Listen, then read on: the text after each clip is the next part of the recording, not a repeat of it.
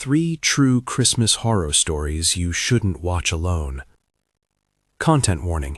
These are first-hand accounts of violence and intrusion.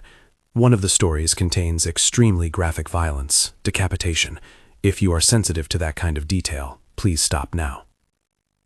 If you think the holidays are a place where danger pauses, think again. Lights glow, presents sit under trees, people expect warmth.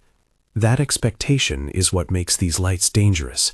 Empty houses, long dark drives, the false sense that everyone is safe because it's Christmas.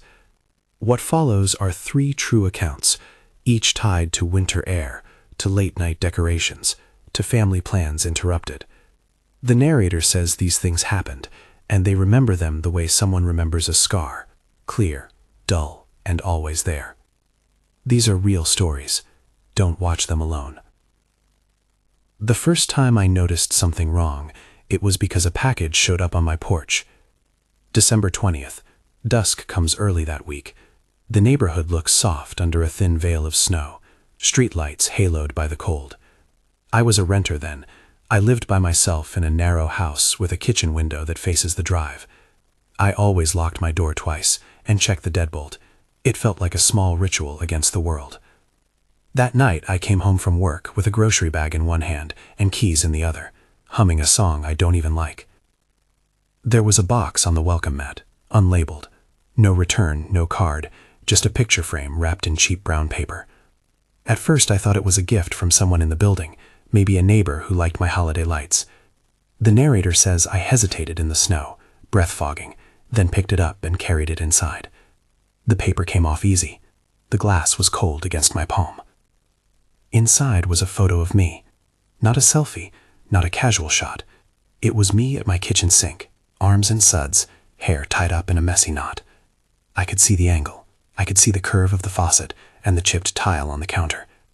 The narrator says I remembered that dish in the background, an old coffee mug with a chip at the rim. I had no idea where the photo had come from. My heart started to beat in a way that felt foreign, loud in my chest. I stood there with the picture and the hum of the fluorescent kitchen light. I checked the windows. They were locked. I turned my head and felt watched, the way you feel when someone keeps looking at you long after you stop expecting it. Maybe you would do the same thing I did. I called the number on my phone, my friend, my brother, anyone, just to hear a voice. I tried to laugh it off. That's what people do when something small becomes too big. They try to make jokes to stay normal. Then the phone rang from an unknown number. I picked it up thinking it was some telemarketer. Instead, a distorted voice said 2 words and hung up. "Did you like it?" The voice was casual, like somebody asking if you liked the cookies they left. The narrator says the timing of that call was everything, because right after the click of the call ending, my kitchen window exploded. Glass rained inward. I ducked as if that could protect me from what I couldn't see. A rock landed on the counter and skittered across the tiles. On the rock, someone had written, in black permanent marker, "I have more." Panic is small and immediate at first, breath quick, a stomach that drops. I fumbled for my phone. I remember the specific sound of my neighbor's TV through the thin wall. I remember the smell of cold air that rushed in through the broken pane. I recall the silence that followed the smash, like the whole neighborhood pressed a hand over its mouth and listened. I called 911. The dispatcher asked me the usual questions. "Keep inside," they said. "Don't approach." I went to the front door and opened it a crack, just to look, and saw footprints in the snow around my porch that disappeared into a dark gap between houses. The narrator says the police were not far, but the minutes stretched like hours. That night, someone had been taking pictures through my windows. A later text, the one that nearly erased the last of my calm, arrived at 2:12 a.m.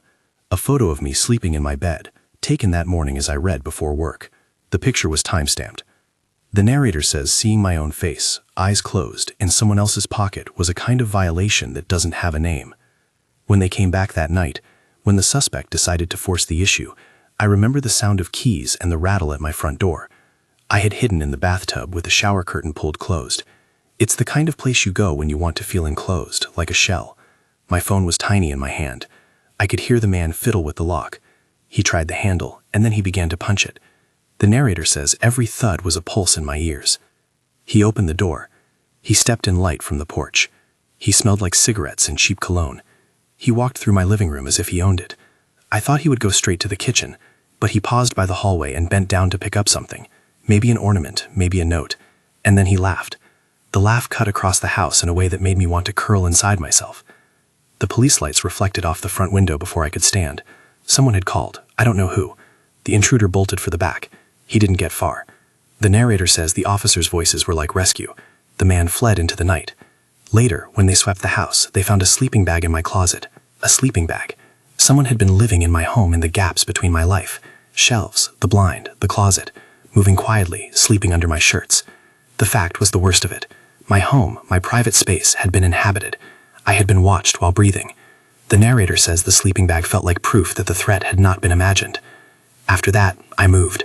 I switched apartments, got cameras, added locks that felt like a small fortress and like a monument to fear. I told friends, and they said all the things people say. Are you okay? Why didn't you? But the truth is, nothing really fixed the feeling. You wake up sometimes and think of a shadow in the hallway. The narrator says I still check all my windows when I go to bed. Christmas after that was quiet. I hung lights, but they were for show. Presents sat wrapped but distant. The doorbell made me flinch. There's a particular treachery when you open yourself to cheer and someone uses that to come closer. The porch package could have been a joke. It was not. It was a warning that someone knew where I stood in the world. If that chilled you, hang on. The next one is worse. If you're new here, subscribe and ring the bell for more true scary stories. I can still name the color of the house across from mine in my childhood. The beige house with the red door and the wind chime that clinked in autumn. It was an ordinary suburban kind of place, the kind that looks safe because neighbors leave their lights on. The narrator says I grew up there, and for a long time it felt like the safest place in the world. Ashley was the kind of teenager who laughed loud and often. We met at the corner of the cul-de-sac where kids snuck off to smoke and to talk late into the night. Ashley's mother worked nights as a social worker and had a peculiar, specific rhythm to the way she knocked on doors. 3 slow knocks, a pause, 2 quick ones. We all knew that pattern. It was a small signature. One cold December evening, the street smelled like pine and burnt sugar from the bakery. There were lights on in houses, and cars lined the road like parked ornaments. I had been at a friend's and came home later than usual. The narrator says that night felt normal, too normal, and that normality is what made the next minutes slice through our neighborhood like a blade. Ashley heard her mother's knock. She stood at the door and opened it. The person on the other side was a woman I had seen before, in the background of neighborhood meetings. A face people remembered for the wrong reasons. A woman who had been released from an institution only weeks earlier. The narrator says we should have known how dangerous that could be. We should have done something. But hindsight is a cold and useless tool after the fact. She used the knock she'd heard before. It fit perfectly into the beat Ashley expected. It was the pattern Ashley trusted. Then she pushed, and the door swung wide. Rob, a boy I'd known since elementary school, says he had been in Ashley's room. He heard something and panicked. He climbed out of the window, because panic breeds odd decisions. He ran without slowing, over fences and hedges, and did not stop until he was a block away. The attacker moved fast. The narrator says the house erupted into noise, screams, the scrape of furniture, a sound that becomes a physical thing in the chest. Neighbors woke and came out in their robes. There were sirens later, but not in time to stop the worst parts. What followed is the part I warn about in the beginning. Trigger warning. The next few sentences describe graphic violence. The narrator says the attacker had decapitated Ashley. Her head was later found wrapped among the Christmas presents under the tree. There are ways of saying this that make it feel distant, but it is a fact that refuses the cage of polite language. The head was discovered like a grotesque ornament, hidden because the attacker couldn't bear to let it be found in the open. The neighborhood, our neighborhood, was plunged into a grief that had no script. Christmas lights gleamed over police tape. People stopped sending out invitations. The narrator says the funeral had the wrong songs and the wrong expressions. No one in that street knew how to celebrate anymore. Rob carries his own burden. He fled because the wood under his feet creaked in a way that made him think he was heard. He fled because the fight or flight part of him chose flight. He came back to see police lines and paramedics, and the thing he could never undo. He carries guilt like a stone in his pocket. At night it wakes him. The narrator says that guilt shapes decisions. Jobs refused, relationships kept distant, a life that runs away from intimacy because of the fear of repeating an imperfection. The mother, who had been the one whose knock could be used as a weapon, would never knock the same way again. The community canceled all its Christmas gatherings that year. A holiday that is supposed to be about coming together turned into a season of locked doors and silent decorations. What makes this worse is the ordinary details. A neighbor who forgot to take down lights in time, a kid who chose to climb out rather than call for help, a social system that released someone who later hurt an entire street. According to the account, there was no clear motive beyond the attacker's pathology, a fact that offers no comfort, only questions. The narrator says we were left with an emptiness that the festive season could not fill. You might think that was the worst. You might be wrong. The last story takes place in a place meant for peace, the woods. I drove up that morning with a thermos and a permit. My wife, Katie, and our daughter, Leah, were asleep. The narrator says winter in the mountains smells like pine sap and frozen dirt, and something clean in the air that makes you feel small. The plan was simple. Cut a real tree, bring it home, watch Leah's face when she saw an honest Christmas. We had a tradition. Go out, pick one with branches that would catch the lights, the kind you could decorate without caps. It felt necessary in a world where so much is digital and packaged. I was alone, sawing the lower trunk when I felt it. No sense, just a pressure on the back of my neck, like a finger telling me to look over my shoulder.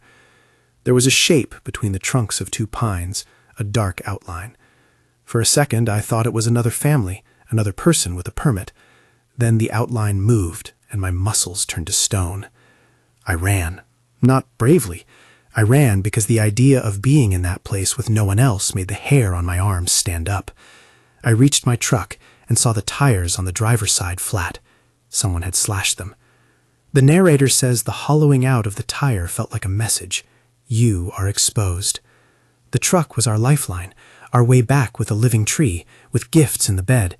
It was our plan stretched into rubber and metal, now punctured and useless. A group was waiting.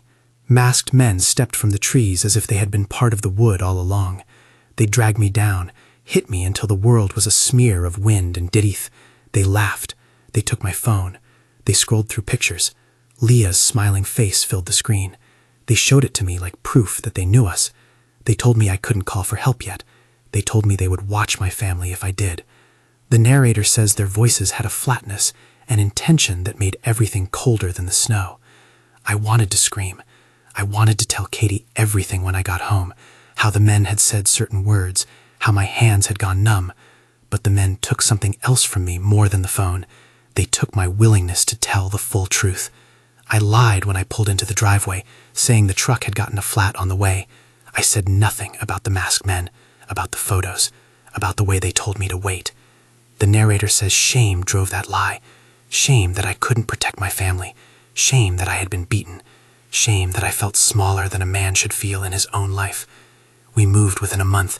I quit my job days later, not because it was easy, but because every time I drove past the place where the forest began, I felt watched. The men who targeted our truck had found us by habit, the same places, the same routine. The narrator says that their method did not need to be explained for their threat to be real. It is not only the violence that lingers, it is the knowledge that someone had private photos of my little girl on their phone, and could, with the right twist, make any day a trap. Afterwards, strangers would ask if I had called the police. I had. The men had left before they could be caught. They called it an assault and a threat. They filed a report. The truth of what stays with me is smaller and meaner. The way the attacker's voice suggested a surveillance I couldn't see.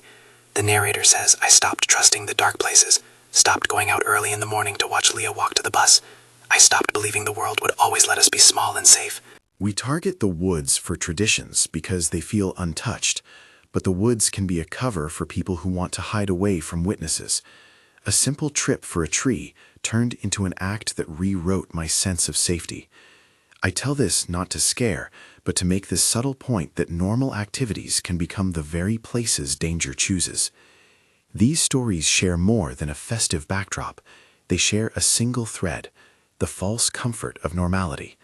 A photo left on a porch, a knock you trust, the routine of cutting a tree. These were ordinary pieces of days that piled up into a life. They were small things that became the hinges of terror.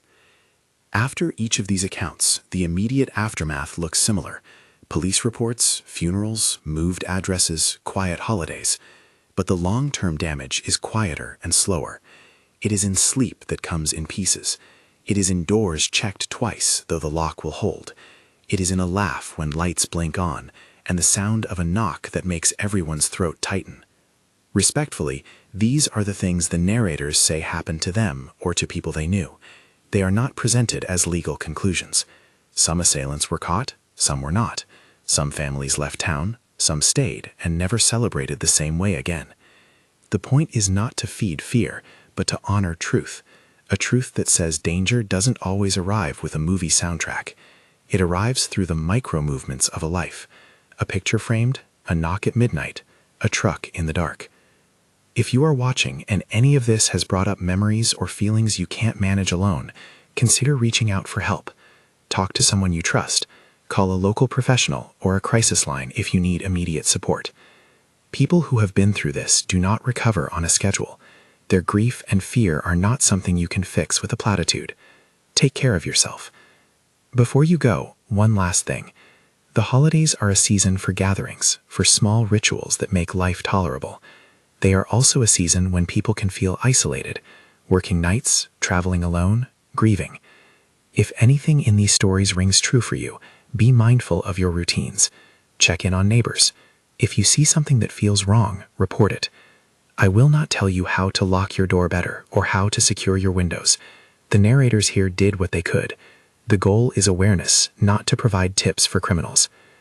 If you made it this far, like and subscribe, and please be careful out there this holiday season. If you feel safe doing so, share experiences in the comments so others know they are not alone. Keep specifics private and respect the vulnerability of others.